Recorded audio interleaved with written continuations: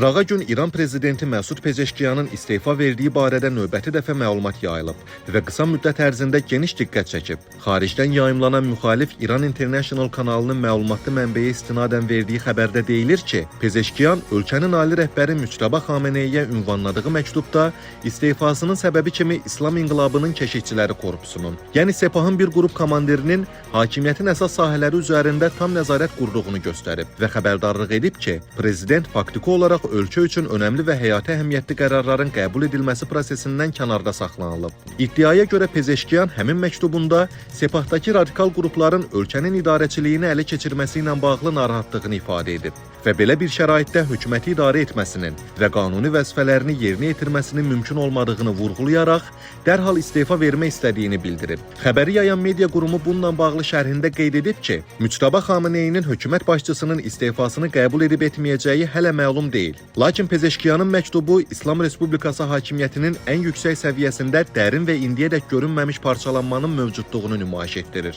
Pezeşkiyanın istefası barədə xəbərin beynəlxalq mediada geniş əks-səda doğurması hakimiyyətin operativ reaksiyasına səbəb olub. Prezident administrasiyası rəhbərinin kommunikasiya və informasiya üzrə müavini Mehdi Təbətabai məlumatı təkzib edərək onu şayiə adlandırıb və əvvəlki media oyunlarının davamı kimi qiymətləndirib. Prezident Pezeşkiyan xalqa xidmətdən geri çəkilməyəcək deyə o əlavə edib. Bəzi digər İran rəsmiləri də sözügedən məlumatı təkzib ediblər. Hökumət üzvlərinin təkzibləri ilə yanaşı, yerli media istefa xəbərinin yayıldığı zaman Pezeşkiyanın bir tədbirdə iştirak etdiyini göstərən görüntülər yayıb. Bununla belə məsələ dünən gün ərzində İran mediasının gündəmində qalmaqda davam edib. Belə ki, nüfuzlu xəbər onlayn portalı bu mövzuda Pezeşkiyanın istefası barədə şayiə ilə nə etmək lazımdır başlıqlı geniş təhlil dərc edib. Mühafizəkarlara yaxın Əlif saytı da "Nə üçün həmişə yalan deyirlər" adlı məqalə yayımlayıb. İranın ən qədim qəzeti sayılan Ettilat qəzetinin bununla bağlı məqaləsi isə "Nə üçün Pezeşkiyan istefa əhli deyil" başlığı ilə bir çox İran saytlarında dərc olunub. Bu və digər belə yazılarda Məsud Pezeşkiyanın istefası barədə xəbərin yayılması İran hakimiyyəti və cəmiyyətini parçalamaq məqsədi ilə düşmənin psixoloji əməliyyatı və media müharibəsinin tərkib hissəsi kimi qiymətləndirilib. Lakin İran hökumətinin İnformasiya Şurasının sədri İlyas Həzrətinin də vurğuladığı kimi, Məsud Pezeşkiyanın istefa verməsi barədə xəbərlər son aylarda bir neçə dəfə yayılıb. O cümlədən Amerika Birləşmiş Ştatları və İsraillə müharibənin qızğın çağında bu yöndə məlumatlar meydana çıxıb. Belə ki, mediada Məsud Pezeşkiyanla Sepah rəhbərliyi, xüsusən Sepahın baş komandanı Əhməd Vəhidi arasında ixtilaf və ziddiyyətlərin olduğu barədə informasiyalar dərc olunub. Həmçinin aprelin əvvəllərində Pezeşkiyanla Sepahın Kəşfiyyat Təşkilatının keçmiş rəhbəri və Müçtəba Xameneyinin yaxın adamı Hüseyn Taib və Xatəmül Ənbiya Mərkəzi qərargahının rəhbəri General Əli Abdullahi arasında kəskin mübahisə olduğu barədə xəbər yayılıb. Və bu şəxslərin hakimiyyətdə təsirinin artması Pezeşkiyanın istefa vermək fikrinə düşməsinin başlıca səbəbi kimi göstərilib. Bu yüzdən Pezeşkiyanın istefası barədə xəbərlərin heç də havadan meydana çıxmadığını söyləmək mümkündür. Əvvəla, İran siyasi elitasında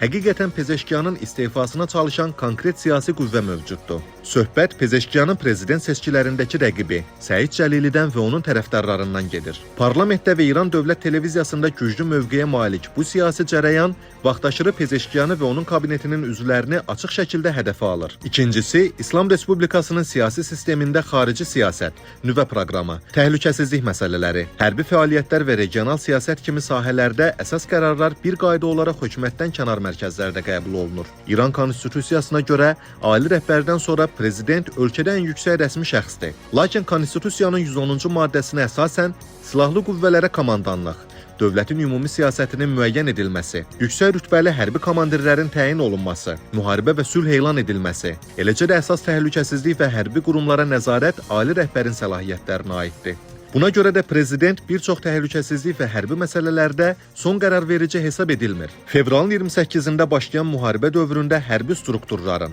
ilk növbədə Sepahın əsas söz sahibinə çevrilməsi və Ali Milli Təhlükəsizlik Şurası ilə yanaşı, ötən il yaradılmış Müdafiə Şurasının əsas qərar verici orqana çevrilməsi hökuməti proseslərdən kənarda qoyub. Amma görünən odur ki, həmin qurumlar bu mövqələrini müharibədən sonraki dövrdə də qoruyub saxlamağa çalışırlar və bu yüzdən Pezeşkiyan hökumətinin istefasına zəmin yaradırlar.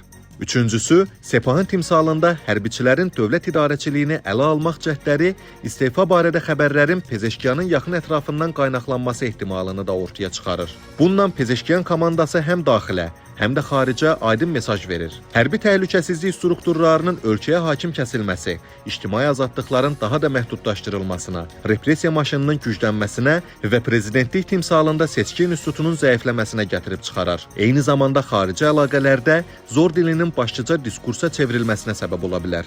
Odur ki, həm İran əhalisi, həm də beynəlxalq birlik İranda hakimiyyətin militarizasiya prosesinə biganə qalmamalıdır. Bu proses kontekstində Məsud Pezeşkiyanın istefa verməsi və ya buna məcbur edilməsi ölkədə siyasi sabitliyin pozulması, İranda və onun ətrafında vəziyyətin daha da mürəkkəbləşməsi ilə nəticələnə bilər.